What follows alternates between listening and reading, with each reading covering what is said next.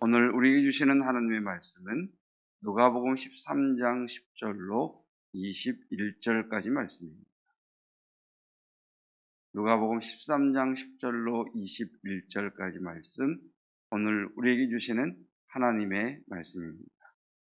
예수께서 안식일에 한 회당에서 가르치실 때에 18개 동안이나 귀신 들려 앓으며 꼬부라져 조금도 펴지 못하는 한 여자가 있더라. 예수께서 보시고 불러 이르시되 여자여 내가 내 병에서 놓였다 하시고 안수하시니 여자가 곧 펴고 하나님께 영광을 돌리는지라. 해당장이 예수께서 안식일에 병 고치시는 것을 분내어 무리에게 이르되 일할 날이 여세가 있으니 그 동안에 와서 고침을 받을 것이요 안식일에는 하지 말 것이니라 하거늘. 주께서 대답하여 이르시되 외식하는 자들아 너희가 각각 안식일에 자기의 소나 나귀를 외양간에서 풀어내어 이끌고 가서 물을 먹이지 아니하느냐. 그러면 18회 동안 사탄에게 매임바 된 이 아브라함의 딸을 안식일에 이 매임에서 푸는 것이 합당하지 아니하냐. 예수께서 이 말씀을 하심에 모든 반대하는 자들은 부끄러워하고 온 무리는 그가 하시는 모든 영광스러운 일을 기뻐하니라. 그러므로 예수께서 이르시되 하나님의 나라가 무엇과 같을까? 내가 무엇으로 비교할까? 마치 사람이 자기 채소밭에 갖다 심은 겨자씨 하나를 같으니 자라 나무가 되어 공중의 새들이 그 가지에 깃들였느니라. 또 이르시되 내가 하나님의 나라를 무엇으로 비교할까? 마치 여자가 가루 서말 속에 갖다 넣어 전부 부풀게 한 누룩과 같으니라 하셨더라. 아멘. 하나님의 말씀입니다. 코로나 시대를 지나면서 과거 우리들이 경험했던 일들이 아련하게 향수처럼 떠오르는 일들이 되어 버렸습니다. 그 중에 하나가 80년대, 90년대 기차를 타면 계란꾸러미든 도시락이든 아니면 대전역에서 잠깐 내려 먹는 우동이든 여튼 기차 안에서 음식을 쌓아와서 먹는 광경들이 흔한 그런 광경들이었습니다. 그런가 하면 같은 자리에 앉은 사람끼리 음식을 나누어 주기도 하고 그 나누어준 음식을 의심 없이 감사함으로 함께 나누었던 당신이 내게 싸온 계란을 주었으니 내가 지나가는 그 물건을 파는 분에게 사이다를 사서 하나 건네는 이런 정들이 넘쳤던 때가 있었습니다. 그때의 일입니다. 예수님을 잘 믿는 남자분 한 분이 이제 서울로 오기 위해서 기차에 올라탔습니다. 기차에 올라타서 자리에 앉자마자 가장 먼저 하나님 앞에 기도를 드렸습니다. 하나님, 내가 가는 여정 가운데, 일정 가운데 함께 해 주십시오. 어디로 가든지 동행해 주십시오. 하나님께 기도를 하고 났더니 자기 옆에 다른 승객이 자리를 잡았습니다. 여자분이셨는데 이런 요만한 보따리를 들고 기차를 타셔서 그 보따리를 짐칸에 딱 올려놓고 자리에 앉아서 이분도 기도를 드리시더랍니다. 그래서 이분도 기도를 드리는데 기도 드리는 폼만 봐도 우리가 알잖아요. 이분이 교회 다니는 분인지 아닌지. 기도하고 아멘 이렇게 하는 걸 보니까 이분도 교회를 다니시는 분들이라고 이제 이분이 이렇게 속으로 생각을 했습니다. 근데 이 여자분이 기도가 딱 끝나더니 짐칸에서 보따리를 내려가지고 앞에 딱 펴는데 세상에 어쩜 그렇게 맛있는 음식들을 싸온 도시락이 펼쳐지는지 옆에서 지켜보는 이 남자분이 침이 꼴딱 넘어가더랍니다. 근데 이 여자분이 음식을 먹기 시작하는데 한참 동안 먹으면서 반 이상을 먹었는데 자기에게 먹어보란 말 한마디 하지 않다. 그래서 못내 참 서운하기도 하고 참 맛있어 보이기도 하고 그 침이 꼴딱꼴딱 넘어가서 이분이 이렇게 그 여자분에게 이야기를 했습니다. 교회 다니시나 봅니다. 저도 교회 다녀요. 이게 무슨 뜻이죠? 혼자 먹지 말고 나도 좀 주세요. 왜? 당신도 교회 다니고 나도 교회 다니고 당신도 주님의 딸 나는 주님의 아들 우리 형제자매 아닙니까? 우리 같은 믿는 사람 아닙니까? 그러니 혼자만 드시지 마시고 책에도 좀 나눠주세요. 이제 이렇게 얘기를 했더니 그 여자분이 맛있게 먹다가 그러시냐고 저도 교회 다닌다고 그래서 계속 혼자 먹더래요. 그러니까 이분이 이제 마음에 오기가 발동한 거예요. 그래서 혹시 성경에 사람이 떡으로만 사는 것이 아니요 하나님의 입에서 나오는 모든 말씀으로 사느니라는 말씀을 들어본 적이 있느냐고. 근데 이 여자분이 그러시더래요. 안다고. 주님이 하신 말씀인데 아마 신명기에서 인용한 말씀이시라고. 그러니까 여러분 그 성경 지식이 탁월하죠. 주님이 말씀하신 것까지는 많은 성도들이 알지만 이 말씀이 신명기에서 가져온 말씀이라고 하는 것을 아는 사람은 그렇게 또 성경 실력이 탁월한 사람이죠. 뭐 안다고. 그러면서 계속 먹더래요. 그러면서 그래서 이 남자분이 또 이렇게 말을 했대요. 혹시 성경의 가장 큰 성경의 율법 중에 가장 큰 계명이 뭔 줄 아느냐고. 안다고. 하나님 사랑, 이웃 사랑 아니냐고. 이게 지금 무슨 말이에요? 계속해서 하나 달라. 계속 이야기를 하는 거죠. 근데 이 여자분이 그러냐고. 안다고. 그렇게 반응하면서 음식을 다 꼴딱 삼켜버리더래요.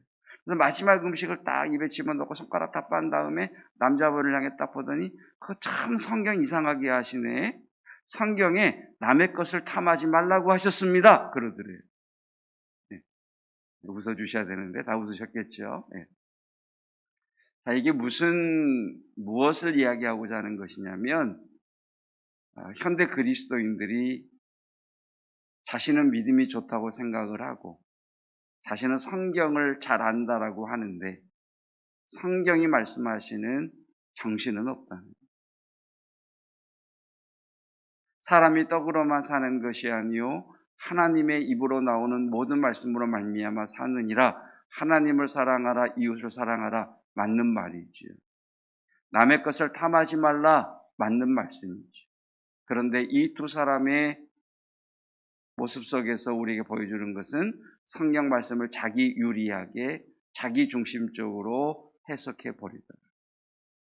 그러니까 성경도 자기식으로 자기 중심으로 해석하고 믿음도 자기 중심으로 신앙생활을 하다 보니까 다 개인화가 되고 나만 잘 믿으면 되지.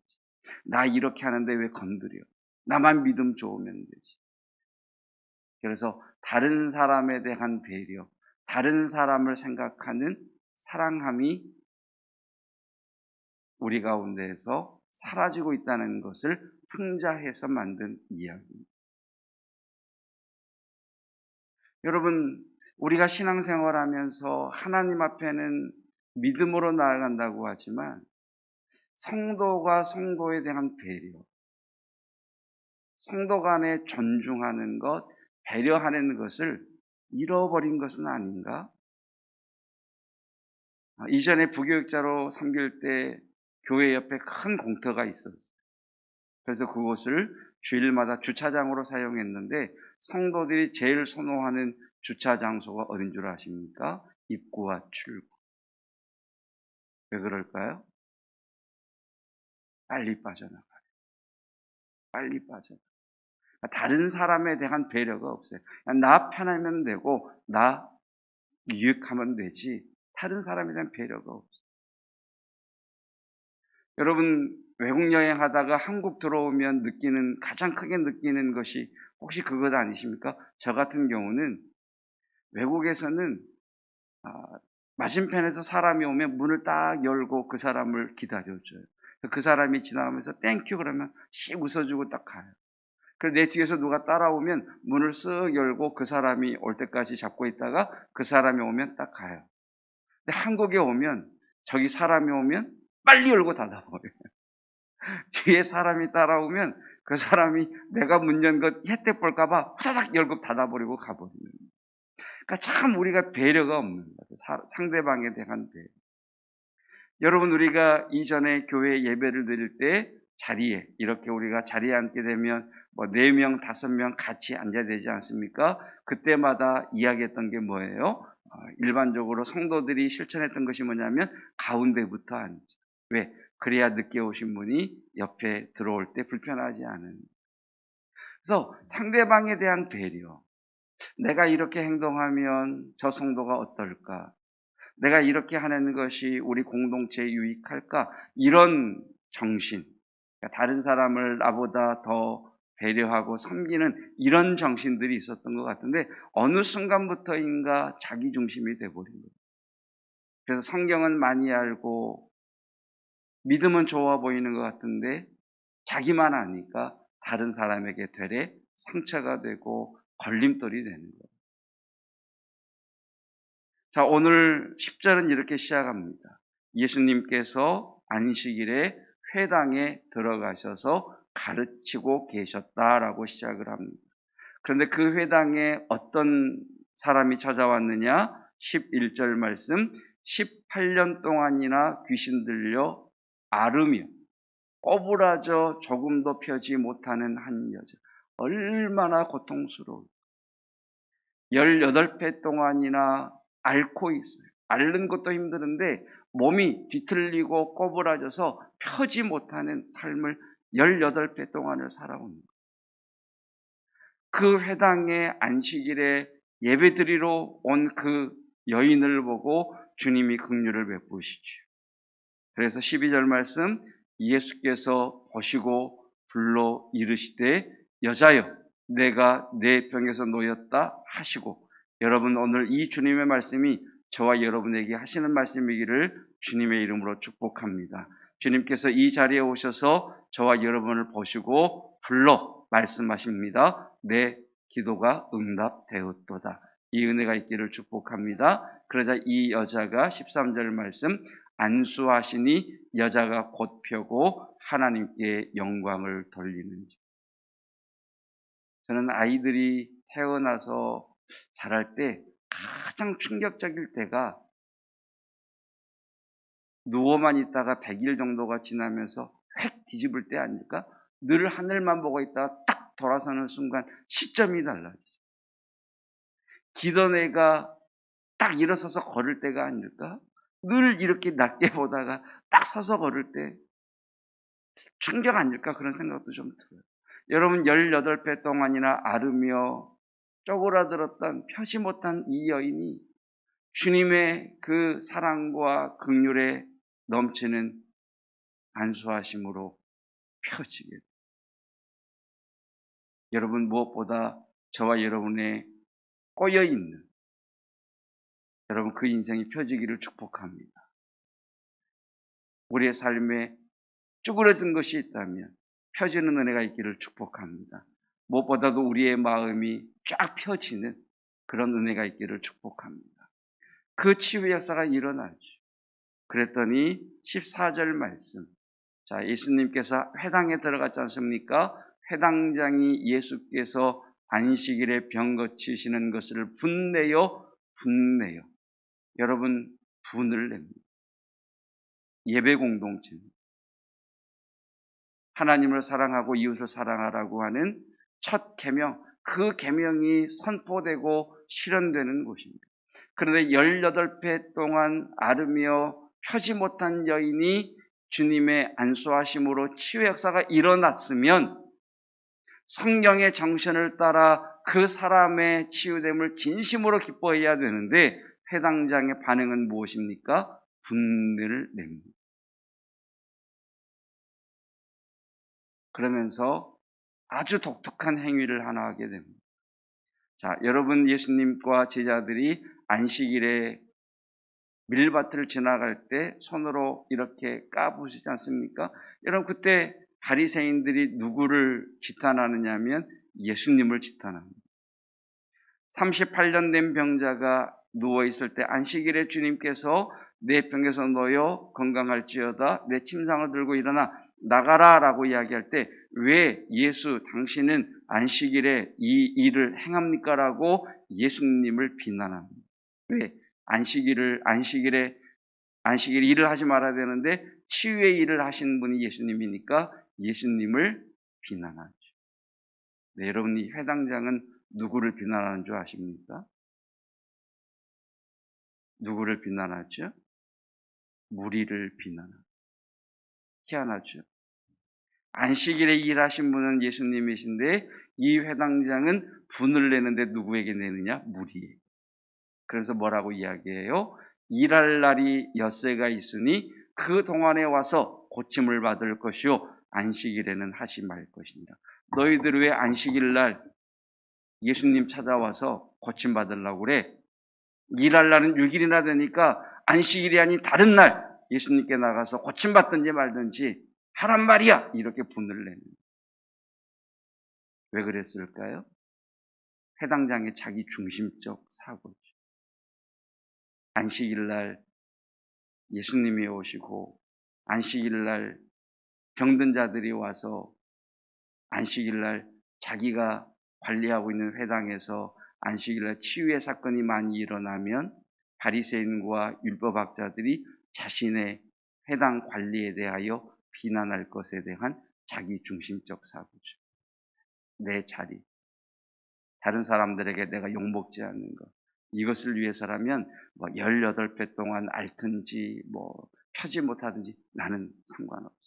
그건 네 일이고 나는 내 믿음만 좋은데, 그건 네 사정이고 나만 믿음 좋은데, 아니 그건 네 사정이고 나만 하면 돼 라고 하는 해당장의 지극히 자기 중심적인 성경의 해석에서 온 행동의 결과입니다.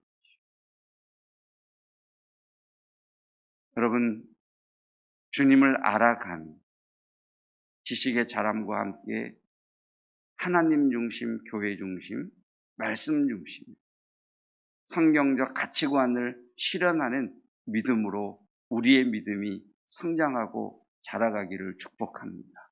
그리고 배려하십시오.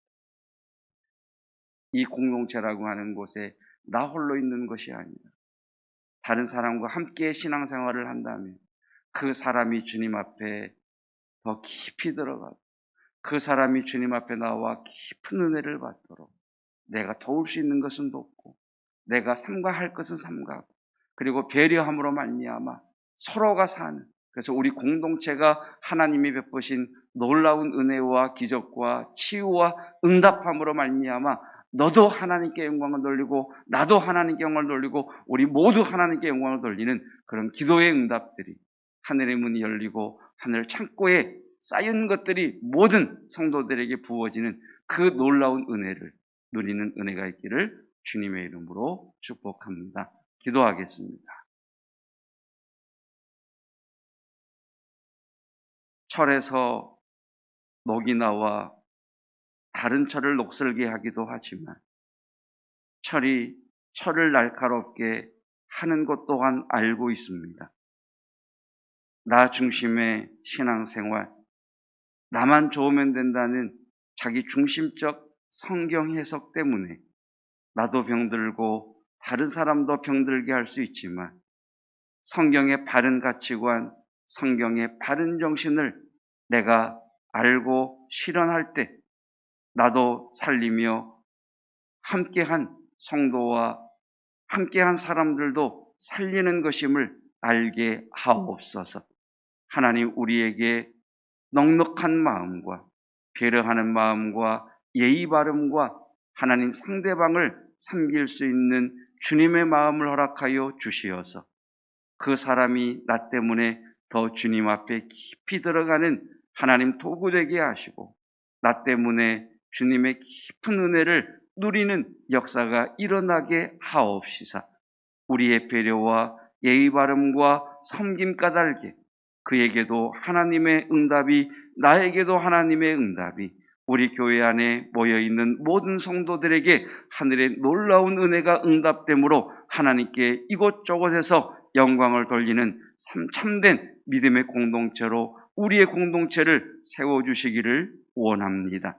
주님, 어린아이는 언제나 자기중심적이지만 성숙한 어른은 남을 배려하고 남을 예의로 대하는 것처럼 하나님, 우리의 신앙이 어린아이의 신앙에서 자라 성장하게 하옵시고, 하나님 우리의 서로 사랑함을 통하여 믿지 않는 자들이 하나님의 영광을 볼 수 있도록 은혜 베풀어 주시옵소서. 하나님, 연일 확진자가 기하급수적으로 확산되고 있습니다. 하나님, 성도들의 건강을 지켜주시옵시고, 특별히 육체의 아픔 가운데 있는 이들, 이 시간 예수님께서 친히 찾아가시고 임재하사 안수하심으로 18배나 앓던 여인이 치유됐던 역사가 일어나게 하옵소서. 주님, 우리의 다음 세대들에게 진로의 문과 만남의 복을 주시고, 우리 어르신들에게 영육간에 강건케 되는 은혜가 있게 하여 주시기를 원합니다. 계속되는 한파 속에 감기에 걸리거나 몸살에 걸리지 않게 하여 주시고, 하나님 거룩한 주일을 사모하는 복된 날들 되게 하옵소서.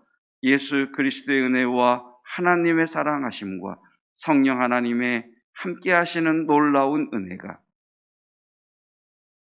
겨자나무와 같이 믿음이 자라 다른 새들을 쉬게 만드는 그 믿음의 나무와 같은 사람 되기를 원하는 성도들 위해 영원토록 함께 하시기를 축원하옵나이다.